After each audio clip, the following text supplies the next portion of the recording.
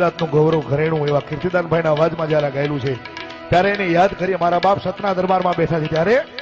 બાકી તો બધું એ ખોટું, બાકી તો બધું એ ખોટું, બાકી તો બધું એ ખોટું, ઈજ તારો માર્ગ સાચો,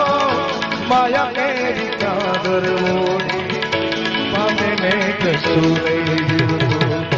માયા કેરી ચાદર ઓઢી પામે ને કશું નહીં જીવતું, જાણીને મનોરથ જીવતું તું,